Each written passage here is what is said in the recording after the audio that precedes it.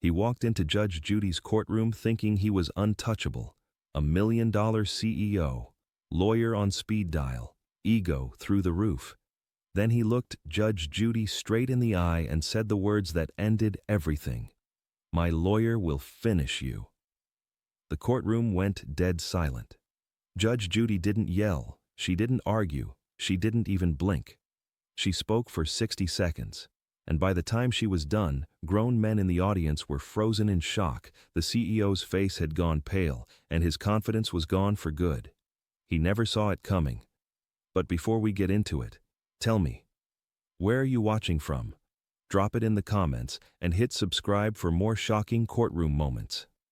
The CEO's smirk does not fade after Judge Judy's 60-second dismantling. If anything, it sharpens. Like he still believes he is untouchable, even as the room adjusts to the shift in power. The camera would catch it first.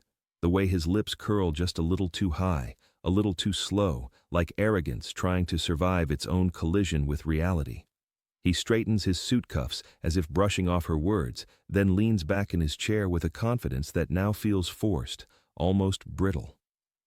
Across the courtroom, the victim stands quietly, hands trembling around a stack of documents pressed against her chest. She watches him with the kind of heartbreak that never quite reaches the surface, the kind layered in disappointment, not surprise. Her breathing evens out when Judy glances her way, a silent reassurance that she is no longer alone in this room. Judy studies the CEO with that surgical calm, the kind that cuts deeper than shouting ever could. Her eyes narrow only slightly, but the shift is enough to make the audience lean forward. The fluorescent lights settle over the bench, illuminating the judge while leaving half the CEO's face in shadow. It makes his smirk look uneven, as if even the room refuses to light him fully. He clears his throat, pretending nonchalance, and tries to reclaim control with his voice. "Let's not dramatize anything," he says, waving a hand in lazy circles. "This is a simple misunderstanding. My lawyer—" Judy raises a single finger. "You do not need a lawyer to answer basic questions," she says. Her tone is level, unhurried. "Unless, of course, the truth concerns you." A soft murmur ripples through the audience. Even the bailiff's posture tightens. The CEO chuckles, too loudly, too quickly, as if sound alone could drown insecurity. He shakes his head like a man indulging a child. "Judge, I run $1 million company. Things get busy, details slip. My staff handles most of this." "That's so?" Judy asks. She does not blink. His jaw stiffens for a fraction of a second. He knows that tone. Everyone does. It is the tone she uses when she decides the truth is hiding right in front of her, waiting to be dragged into the light. The victim shifts, gripping her documents tighter. A paper edges out of the stack, a contract corner, wrinkled from too much holding, too much fear. Judy notices. She always does. "Sir," she says slowly, "you claim your staff handled this deal?" "Absolutely." His smirk brightens, as if rewarded. Judy leans in a fraction, the camera closing into a tight shot of her eyes, sharp, steady, impossible to read. "Good," she says. "Then you will have no problem answering one very simple question." The CEO's smile freezes. The courtroom goes still, breath suspended, lights humming like something alive. Judy taps the desk once, a soft echo that lands like a warning. "Tell me," she says, "why does your version of the events not match the timeline your own documents suggest?" His smirk flickers, the first visible crack, and for one suspended moment, he cannot answer. His pause lasts one beat too long, the kind of silence that exposes a man louder than words ever could. The smirk returns, but not cleanly. Now it twitches at the edges, fighting to stay alive. The camera lingers on his face, catching the shift the way only a courtroom lens can. Subtle, unwilling, undeniable. The CEO leans forward, elbows on the desk, trying to control the narrative with posture alone. But his eyes betray him, darting briefly toward the documents in the victim's hands, then away again. Judge Judy notices the flicker. She always notices the flicker. "Let me repeat the question," she says, tone even, "because your silence tells me you may not have understood it the first time." The audience shifts, Even the bailiff glances up, sensing tension forming like a storm cloud over polished wood. "I understood," the CEO replies, too quickly. His voice trips on the word, catching itself before falling. He straightens his tie, a habit of a man whose confidence is not rooted in truth, but in performance. I do not recall every detail. My legal team is not here," Judy cuts in gently, "and I am not asking them. I am asking you." His throat tightens. The microphone catches the swallow. Across the aisle, the victim lowers her gaze, her hands still trembling around the documents she carries like a shield. A page slips free again, revealing a faint blue signature. Familiar, repeated, and her breath hitches before she tucks it back. But it is too late. Judy saw it. "Ma'am," Judy says softly, shifting her attention, "why do you keep holding that contract instead of setting it down?" The victim hesitates. "Because," she whispers, "I keep hoping he will finally tell the truth about it." A ripple moves through the courtroom, quiet but heavy. The CEO scoffs, the brittle kind of laugh that comes from a cornered ego. "Truth? I have been honest from the start. She is simply confused. This is all just confusion," Judy murmurs. Rarely involves a defensive laugh. He freezes mid-smirk. The moment fractures around him. The judge gestures toward the folder sitting by his elbow. "You brought documents today. Good. Then hand me the one you claim proves your timeline." He hesitates. Barely. But the hesitation is long enough for the entire room to see the truth he wishes he could hide. Which one?" he asks, voice thin. Judy lifts her chin. "The one you have been avoiding since you sat down." The camera zooms on his hand as it drifts toward the folder. Slow, reluctant, as though touching it might burn him. The victim watches with wide, fearful eyes. The audience leans forward with unified breath. He finally slides the folder across the desk. It hits the wood with a thud far heavier than paper should ever make. Judy places her palm on top of it, looks him dead in the eyes and says, "Let us see what you were so afraid to open." The folder lands on Judy's desk with a weight far too heavy for paper. Even the air seems to hesitate, like it knows something inside should have never seen light. Judy slides the folder toward herself with one slow, deliberate motion. The camera follows her hand, the faint scrape against polished wood sounding almost like a warning. The CEO watches with forced calm, but his eyes betray panic.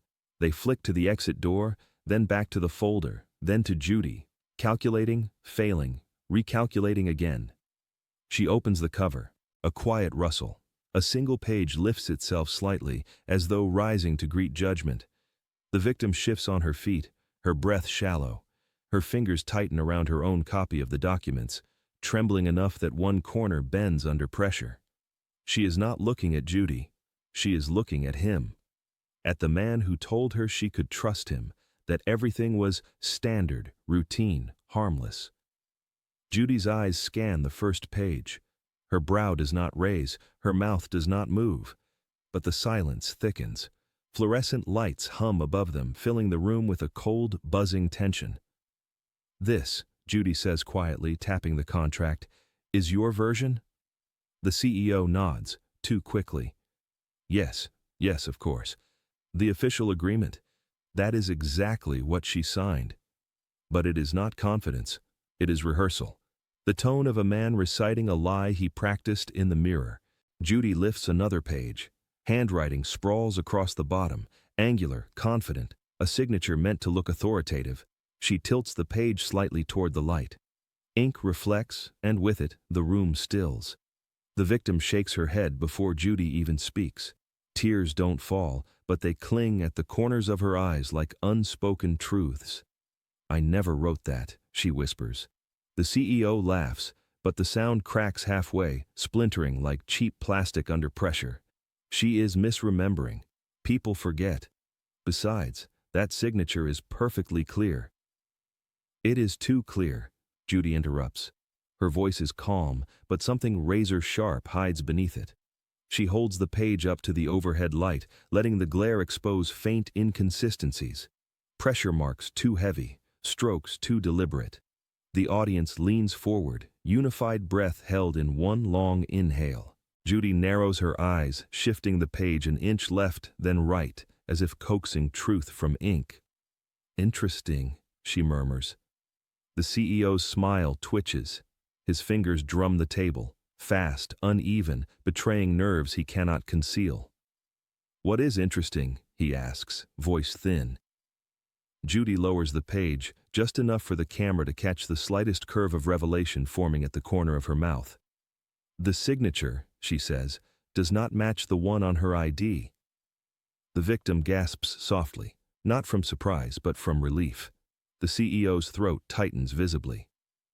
Judy slides to the next page and pauses. Her eyes sharpen.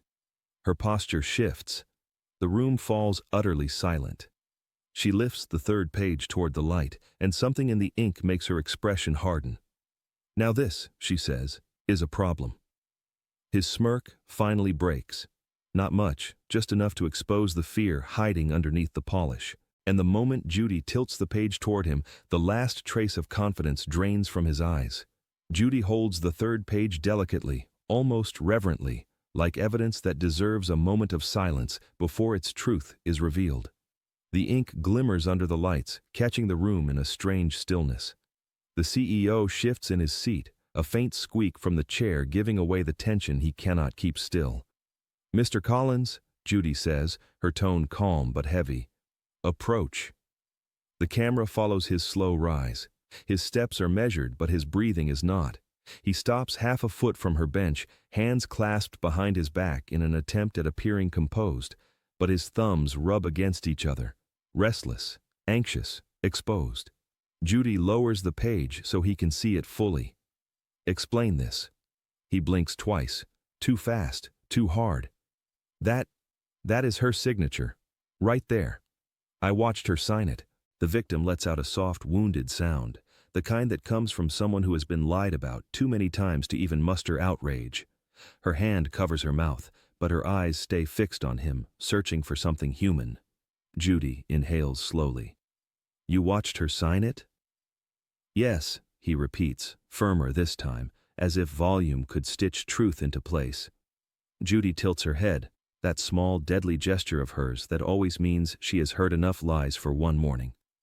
"Interesting," she murmurs. The CEO swallows. "Because," she continues, "this page was printed 3 days after the date you claim she signed it." The room reacts like a single organism, a collective intake of breath, a ripple of disbelief, a silent gasp from the front row. Even the bailiff's eyebrows jump. The CEO freezes. The lie he clung to just moments before has nowhere to land now. That cannot be right," he stammers. "Maybe your staff mislabeled." "My staff," Judy says sharply, "does not mislabel. Try again." His jaw clenches. His tongue darts out to wet, dry lips. "All right, maybe she forgot." "Forgot?" Judy repeats, almost softly. "Forgot the date the document was printed?" His silence is damning. The victim finally steps forward, voice trembling but clear. "I never signed anything with that date. I asked for time. He pressured me. He said if I did not sign immediately, he would handle it. And I guess this is what he meant." Her words strike harder than evidence. Judy turns back to the CEO. "So let me ask you plainly. If she did not sign this page on the date listed, who filled this out?" His eyes widen. His fingers twitch. His throat tightens. And for the first time, panic replaces arrogance. Judy lays the page flat, taps the signature line and says, "Tell me, Mr. Collins, whose handwriting is this?" His laugh comes out too loud, too sharp, then collapses halfway, like even the sound refuses to stand with him. The lie that once felt effortless now trembles on his lips. For a moment, the entire courtroom holds its breath. The page on Judy's desk glows under the fluorescent lights, its forged signature practically pulsing with accusation. The CEO tries to summon that old, polished confidence, but something in him has already cracked. His hands, once still and commanding, now shift restlessly against the table. "Judge," he says, forcing a smile that shakes at the corners, "this whole situation is being blown out of proportion. You are reading into details that have perfectly logical explanations. Judy's eyes flatten. Then explain them. He opens his mouth, but the words scatter before they form. Panic flickers behind his eyes, quick as a pulse. He glances at the audience, as if hoping someone might validate him with a nod, a sympathetic look, a whisper of belief. None comes. Across the aisle, the victim exhales shakily. Her fingers stop trembling, not because she feels safe, but because the truth is finally doing what she could not. The courtroom seems to breathe with her, tension shifting subtly, aligning itself against the man who thought he owned the narrative. "Let me be very clear," Judy says, enunciating each word like a gavel strike. "The timeline of this contract does not match your story, and the longer you avoid that fact, the deeper the hole you are digging." His face tightens. A bead of sweat forms near his hairline, catching the light like a confession he never meant to give. "This was handled by my assistant," he blurts. "I told you. I delegate. I am a CEO, not a secretary."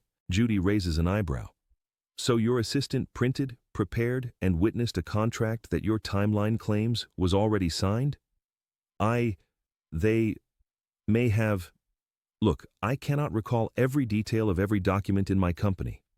"Then perhaps," she says, leaning forward, "you should stop pretending you can." The audience murmurs. It is not laughter, not yet. It is disbelief, irritation, the slow burn of justice gathering momentum. The CEO's breath grows uneven. He tries again, scrambling for stability. Maybe she signed it and forgot. Maybe she is misrepresenting what happened. Maybe, Judy interrupts, "you should stop pointing at everyone else and look at your own actions." Silence slams into the room. The victim lifts her head, eyes red but steady. "I remember everything about that day," she says softly. "I remember feeling pressured. I remember feeling confused. But I also remember not signing that page." Her voice cracks, not from fear, but from truth finally being spoken in the open. The CEO's jaw locks. His facade, once sleek and impenetrable, now looks brittle enough to shatter. Judy flips the page back to the disputed signature. "Mr. Collins," she says, "one more question."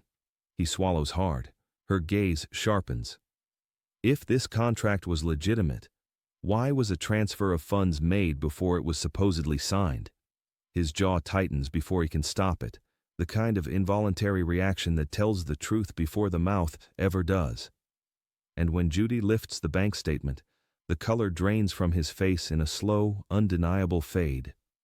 The courtroom falls into a colder silence as Judy lays down the printouts.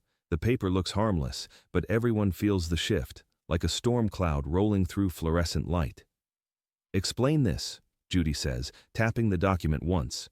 A transfer, a number too large to ignore, a date that destroys his entire story. The CEO swallows, but the sound catches in his throat. "That is standard practice. We often move funds before closing deals. It is efficient." Judy raises an eyebrow. "Efficient," she repeats, the word wrung dry of all meaning. "So you transferred thousands of dollars to her before she signed anything?" He hesitates. A single beat. A single mistake. I believed she had signed," he says quickly. "My assistant probably told me everything was ready. Or she verbally agreed. This is being twisted." The victim flinches. "I never agreed," she says softly. "Not verbally, not on paper, not anywhere. I asked for time. You told me if I hesitated, you would pull the offer and ruin my chances with other investors." Her voice quivers, not from fear but from memory, the kind that bruises long after it heals. The CEO scoffs, but it is hollow. She misunderstood. People misunderstand business all the time. Judy's eyes narrow. "Do you assume your clients are incompetent, Mr. Collins? Because that seems to be the implication." He freezes. A ripple of discomfort passes through the audience. Judy lifts another page from the stack, a printed email. "Your message to her," she says, 2 days before the transfer, you wrote, and I quote, "Once you sign, I will initiate payment. No signature, no funds." She holds the paper toward him. "Yet here, we have funds. And no signature. Curious." He opens his mouth, shuts it, opens it again. A man suddenly aware of his own unraveling. My assistant? Your assistant, Judy cuts in, has become quite convenient today. He stiffens. The victim watches him with a raw mix of anger and exhaustion. She squeezes her hands together, grounding herself. Her shoulders rise, fall. Her voice barely reaches the microphone. That transfer wiped out my savings account, she says. I thought it was a mistake. I called his office. They told me not to question it, or I would jeopardize the partnership. I felt trapped. Her words strike harder than any evidence. Judy leans back slowly, letting the weight settle. This is no misunderstanding, Mr. Collins. This is manipulation. And now we are approaching deception. His breath stutters. The room thickens with tension. Judy's tone softens, the dangerous kind of soft. I think we need a clearer picture of what really happened. She nods to the bailiff. A door opens. Footsteps echo. The CEO turns, and his face drains of all remaining color. Judy says, "Bring in the witness who handled the paperwork." The side door opens, and the CEO's face empties of color in an instant. Not a fade, not a crack, but a collapse. Because the person walking in is the last one he wanted in this room. The assistant steps inside, posture small and hesitant, but there is something steady in their eyes, the quiet resolve of someone who has spent too long carrying a truth alone. Their hands clutch a slim laptop and a manila folder pressed flat against their chest. The air shifts as every pair of eyes tracks them across the room. The CEO's chair scrapes backward an inch. "What is he doing here?" he demands, voice too loud, too sharp, the voice of a man who just lost control of the script. Judy does not look at him. "I requested his presence," she says. "It seems we require clarity you cannot provide." The assistant stands at the witness podium, inhaling once, deeply, like choosing courage over fear. "Your Honor," they begin softly. I know things he probably does not want me to say, but I am tired of being blamed." The CEO shoots up from his chair. "Do not you dare!" "Sit," Judy says, not raising her voice. He sits. The assistant opens their folder with trembling fingers. The contract he submitted as the official version is not the one you saw first. It was modified the morning before the meeting with her. Their voice cracks, but they push forward. "He told me to clean it up, to make it match the terms he wanted, not the terms she agreed to." The courtroom erupts in whispers. Even the bailiff looks stunned. The CEO shakes his head violently. "Lies. You were incompetent from the day I hired you. You misunderstood instructions. You always—" "Enough," Judy snaps, but her tone remains controlled. "Let the witness speak." The assistant continues, pulling a USB drive from their folder. "I saved the original file," they say quietly. "I knew this might happen. I knew he would blame me. He always does." The victim presses a hand to her mouth, emotion shaking her shoulders. The entire room seems to lean closer, as if the building itself wants to hear the truth. When the bailiff retrieves the drive and brings it to Judy, the CEO lunges to his feet again. "You cannot use that. That is internal. That is privileged. That," Judy says, slotting the drive into the monitor, "is evidence." A digital file opens on the screen. A contract. Clean, simple, honest. Nothing like the forged one she was given. The CEO's breath grows shallow. His fingers grip the desk like he needs it to stay upright. Judy scrolls, dates, terms, signatures, or rather the absence of them. The truth appears line by line, devastating in its simplicity. The assistant bows their head. "He changed everything after she left." Gasps ripple through the courtroom. Judy turns, eyes like sharpened glass. "Mr. Collins, do you have anything you wish to say before I proceed?" He opens his mouth, but nothing comes out, because Judy clicks one final file, labeled Version 3, Final Edits, and the screen displays a signature dated on a day the victim was never even in his office. Judy opens the assistant's file, and the truth steps into the light like it has been waiting years for this moment. Across the room, the CEO's confidence dies so quietly, the microphones barely catch its last breath. The monitor glows with the untouched version of the contract, clean formatting, honest terms, no hidden clauses, no pressure-laced additions. It looks nothing like the forged copy he tried to pass off as the truth. The contrast is so stark, it pulls a collective gasp from the audience, the kind that rolls through bodies like a wave. Judy scrolls slowly, methodically, each line revealing another lie sealed inside his official version. The CEO leans forward, hands gripping the edge of the table so tightly his knuckles turn white. He tries to speak, but his lips part and close soundlessly, like a man drowning in a room full of oxygen. "This," Judy says, pointing at the clean document, "is the agreement she reviewed?" The assistant nods. "Yes, this is the version she saw. He changed it afterward." The victim wipes at one eye, her breath trembling. Her relief is not triumphant. It is wounded and weary. She had been telling the truth. She had doubted herself for months. And now the proof shines on the screen for everyone to see. Judy switches windows to the file labeled Version 3, Final Edits. Lines of text appear, bolded terms she never agreed to, clauses that shift all responsibility to her, and a signature block dated after the meeting she left crying. The CEO lunges forward, voice cracking. "That file is not accurate. It was a draft. It was—" "Stop." Judy's command is quiet, but it hits him like a blow. She zooms in on the signature, neat, deliberate, full of the same sharp angles as his own handwriting. "Mr. Collins," she says, "this date is 2 days after she left your office. She never saw this version, and yet someone signed her name on it." His breath catches, a tiny, fractured sound. The assistant speaks again, softer now. "He told me to print it and put it in her folder. He said she would not know the difference." The victim's shoulders collapse as the truth fully settles. Not shocking, but devastating. Judy closes the laptop gently, as though sealing away the last lie. Then she turns her gaze on the CEO. Not angry, not triumphant, just devastatingly clear. "You altered a legal agreement after she declined to sign it," she says. "And you attempted to pass it off as her consent. Do you understand the seriousness of what you have done?" He opens his mouth, but his voice has abandoned him. The room breathes in, collectively waiting.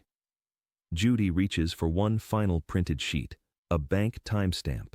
Same date as the forged signature. Same time the funds moved. She lays the sheet flat and says, "This document contains your actual signature on the day the forgery was created. Explain that, if you can." His voice cracks on a word that was meant to come out strong. The courtroom hears it. That tiny fracture, the sound of a man realizing his empire was made of paper. For the first time since he walked into the courtroom, the CEO does not look like a CEO. His shoulders fold inward, as if the weight of the evidence is physically pressing him down. His breathing grows uneven, the shallow rise and fall of someone fighting not to come apart in front of strangers and fluorescent lights. Judy studies him with a calm that feels like a spotlight, not harsh, but revealing. "Mr. Collins," she says, "this is your last opportunity to speak honestly." Her tone is controlled, stripped of anger, and somehow that restraint cuts deeper than judgment ever could. He tries to answer, I, but the word splinters in the air. The audience quiets, the way people do when they witness a fall they did not expect. Even the bailiff's steady expression shifts, sympathy mixing with sternness. Across the aisle, the victim's eyes soften, not because she forgives him, but because she finally sees the truth she sensed long before today. He was not powerful. He was terrified. The assistant watches him too, expression conflicted. They were hurt by him, dismissed by him, blamed by him. But seeing him unravel is something else entirely. He clears his throat, trying again. "Judge, maybe the files were mixed up. Maybe my assistant, maybe someone mislabeled or misunderstood." The assistant's head drops. The lie stings them more than the earlier accusations. Judy does not raise her voice. She simply says, "Mr. Collins, your signature is on the forged file." And everything in him collapses a little more. Silence fills the courtroom. Thick, heavy, stretching seconds longer than comfort allows. The man who once strutted into this room with $1 million swagger now looks like he is made of trembling breath and regrets. You have contradicted your own timeline, Judy continues. You have contradicted your own documentation. You have contradicted yourself. He runs a hand through his hair, fingers trembling. I did not mean, I never wanted, this whole thing got out of hand. There it is, a slip, a surrender. The victim clasps her hands to steady herself, her lips part in disbelief. Judy leans forward, voice steady. What got out of hand, Mr. Collins? He freezes.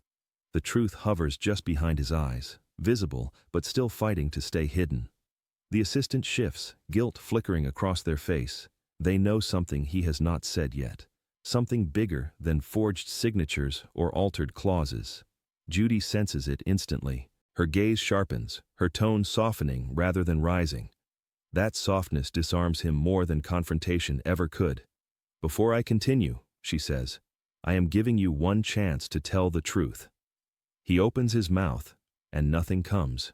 Not a word, not even a lie. The courtroom waits. Judy folds her hands, eyes locked on him. Mr. Collins, is there anything honest you want to say before we go further? He opens his mouth to lie. Everyone in the room can see the instinct spark behind his eyes. But what comes out is not a lie. It is the truth slipping through the crack in his ego. For a moment, he simply breathes, ragged, uneven, as though every inhale carries the weight of months spent pretending. His gaze flicks from Judy's steady eyes to the documents scattered like debris from the collapse of his own narrative. He rubs his palms against his trousers, trying to ground himself, but nothing steadies him now. I did not want to lose the deal, he murmurs, almost inaudibly. The courtroom stills. The victim's breath catches. The assistant closes their eyes. Judy tilts her head, not pressing, not prodding, just allowing the truth to unspool at its own pace. Go on. He swallows. His voice wavers, trembling at the edges. She kept asking questions. She wanted more time. She was supposed to sign that day. Investors were watching me. I could not look like I had failed again. The word failed hangs in the air, heavier than any forged signature. He tries to continue with confidence, but the veneer shatters mid-sentence. I thought if I adjusted the document, she would realize it was fine later, that it was standard. The victim's hand moves to her chest, fingers trembling. Her eyes shine, not with victory, but with devastation at hearing how casually he dismissed her fear. Judy's voice is quiet but firm. You altered a contract and backdated a signature because you felt pressured? Yes, he blurts. Too fast, too raw. And then he flinches, realizing what he admitted. I mean, no, But the truth cannot go back into the cage it escaped from. His shoulders collapse forward. He grips the table as though the wood might anchor him to the person he wishes he still appeared to be. The assistant exhales shakily. He told me to fix it because the investors were losing patience. He said the deal had to look clean on paper. He drops his face into his hands. But it is not an act. It is instinct. The unraveling of a man who built his identity on control, only to lose it in front of cameras, strangers, and the woman he manipulated. Judy watches with an expression that carries no triumph, only clarity. You understand, she says softly, that what you just admitted is serious, very serious. He nods weakly. I never meant to hurt anyone. I just needed the numbers to look right. I needed this deal to go through. You do not understand the pressure. The victim finally speaks, her voice quiet but piercing. You pressured me. He freezes. Those 3 words strike harder than anything Judy has said. I did not want to look incompetent, he whispers, almost to himself. Judy leans forward. Mr. Collins, what happened before this deal? Why were you so afraid to look incompetent? He looks up, eyes hollow, mouth slightly parted, as though caught between confession and collapse. He whispers, You do not know what happened to my last deal. And the room goes silent as he struggles to finish. He tries to swallow the words back down, but they are already there, trembling on his lips. And when they escape, they do not sound like excuses. They sound like a man finally admitting the one truth he spent years hiding. Judy leans forward just slightly, enough to shift the gravity of the room. The cameras zoom in, catching every tremor in the CEO's expression. His fingers laced together tightly, knuckles bone white, as though he is physically holding himself together. "My last deal," he repeats, voice thin, frayed. It failed, spectacularly. The audience shifts, sensing the unraveling not of a lie, but of a life. He draws in a shaky breath. "I promised my investors a return that never came. I lost them a fortune. They said I was reckless, irresponsible, unfit to lead." His jaw trembles as he looks down at the desk. "I spent years trying to rebuild my reputation. One mistake, and they erased everything I worked for." The victim stares at him, not with pity, but with a dawning understanding of how someone else's insecurity could destroy her own security so easily. Judy's voice softens just enough to cut deeper. "So you decided to hide the failure by manipulating people who trusted you." "I was not trying to manipulate." "Yes," Judy interrupts quietly, "you were." The assistant shifts uncomfortably, guilt flickering across their features. They had seen this unraveling before, not here, not in front of the world, but in the office, behind closed doors, where ego disguised itself as ambition. The CEO wipes a hand across his face, dragging exhaustion down with it. "I thought if this deal went smoothly, I could prove myself again.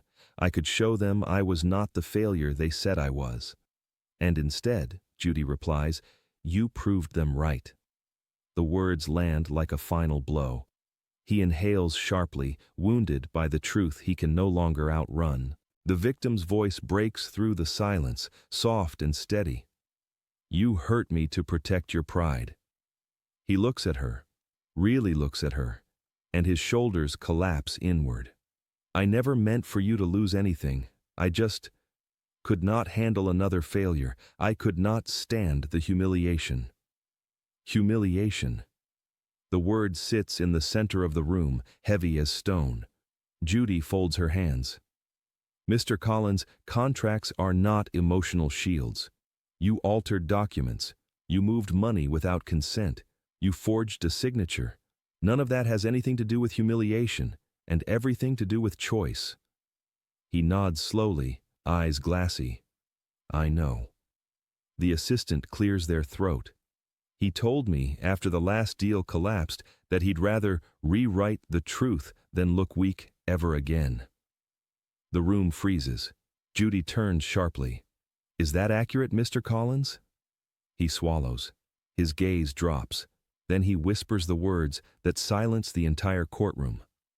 "Yes, I forged her signature because I could not afford to look wrong again." The victim gasps softly. Judy closes her eyes for one brief, pained moment. When she opens them, her voice is a quiet blade. "Mr. Collins, this was never about money. It was about your ego, and the damage you caused to protect it."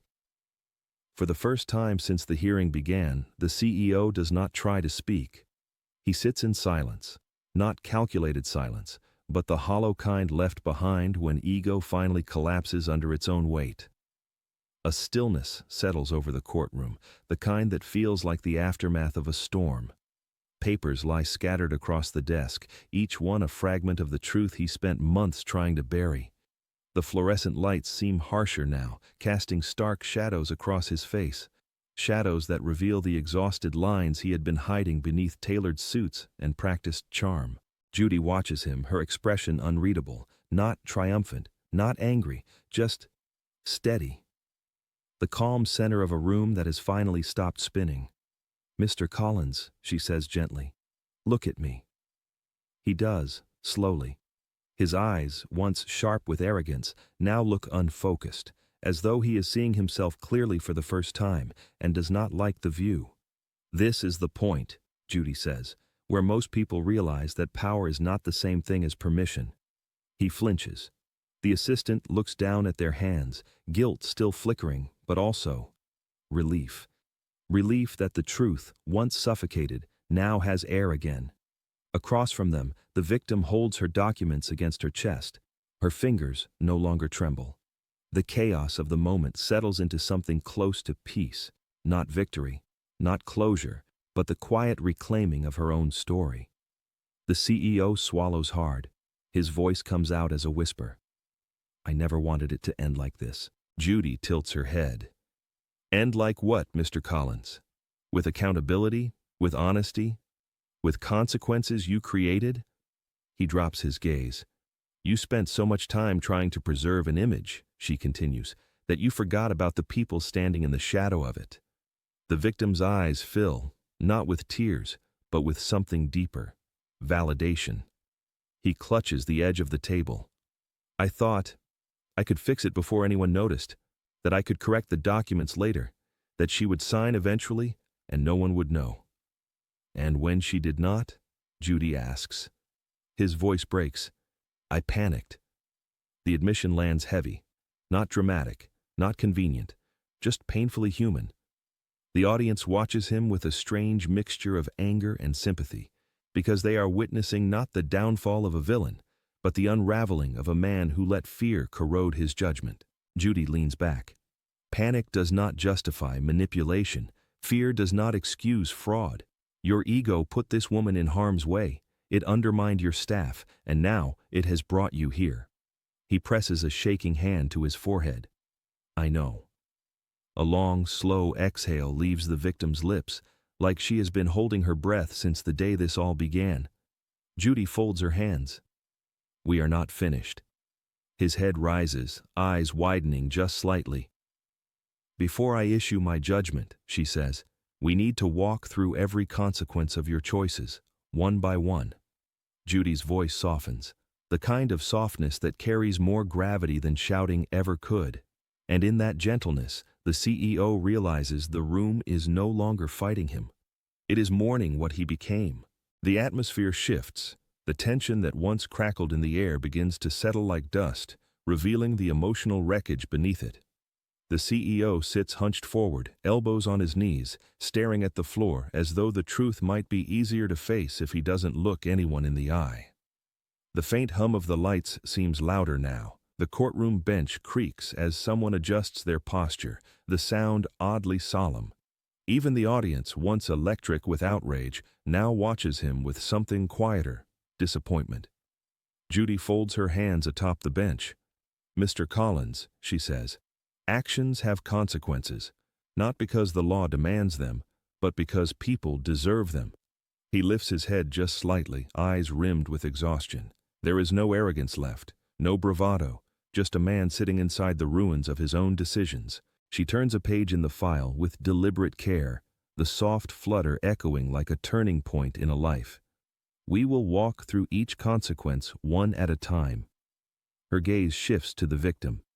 The unauthorized transfer depleted her financial cushion, putting her business and personal finances at risk. The victim nods faintly, lips pressed to hold herself steady. Judy continues. The altered contract created confusion, emotional distress, and the potential for legal harm. She lost time, security, and trust, things far more valuable than money. The CEO closes his eyes, pain shaping his features.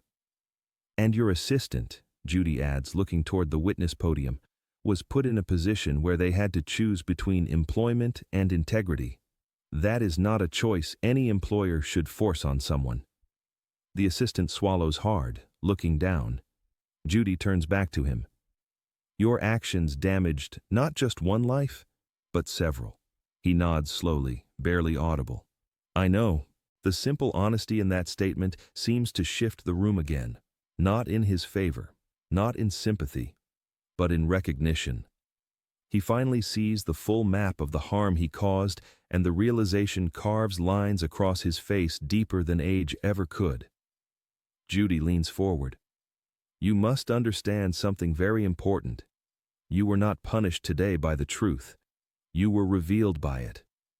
His breath catches, a tiny broken sound. The victim's eyes soften again, her voice emerging gently. You could have just told me the truth. You could have admitted you needed more time, but you chose to make me the shield for your fear. The words strike with unbearable clarity. He whispers, I'm sorry, but it is not an excuse. It is a confession. Judy lets the moment sit, heavy as stone. Then she straightens, her posture signaling the shift the entire room feels coming. "Mr. Collins," she says with quiet resolve, "now that we have acknowledged the consequences, it is time for your judgment." Judy's voice is calm, almost gentle, as she begins her ruling. But that gentleness is precisely what makes the CEO's breath falter, because quiet judgment carries a weight no gavel can match. The room feels smaller now, as if the walls have inched closer to witness what happens next. No one moves. No one whispers. Every heartbeat seems to wait for Judy's next word. "Mr. Collins," she begins, her hands folded lightly on the bench. "The evidence in this case is not complicated. What is complicated is the impact." He lifts his head, eyes hollow, bracing himself. "You forged a signature," Judy continues. "You altered a legal document. You initiated a financial transfer without proper authorization. And you misled the very people who trusted you to act with integrity." Each sentence lands like carefully measured stones, building the structure of his accountability. The victim grips the edge of her podium. The assistant stands rigid, holding their breath as though releasing it might tip the scales. Judy shifts her focus to the victim. "You were pressured, misled, and placed in a position where your business and personal security were jeopardized. You acted with dignity throughout this process, even when faced with manipulation." The victim's eyes fill, but she does not cry. She simply nods. Then Judy turns back to the CEO. Her gaze is steady, unblinking, and impossible to hide from. "You created chaos," she says softly, "to avoid embarrassment, and in the process, you harmed multiple people who did nothing but trust you." His shoulders shake in a barely contained breath. "I am ordering full restitution," Judy declares. "Every dollar transferred without consent must be returned. You will compensate her for damages, financial, emotional, and business-related. Additionally, your actions will be documented and forwarded for review." A stunned hush sweeps the courtroom. "Forwarded, for review." The words hang like a bell tolling in slow motion. The CEO's mouth parts, but no sound emerges. He grips the desk, knuckles trembling. Judy's tone softens again, and somehow that softness breaks him more than anything else. "You are not being punished because you failed," she says. "You are being held accountable because you tried to bury that failure in someone else's life." The assistant looks away, fighting tears. The victim exhales, a long, trembling release. Not relief, but recognition. Judy leans back, a quiet finality settling into her posture. "Let me be perfectly clear," she says. "Ego is not a defense. Fear is not an excuse, and manipulation is not a business strategy."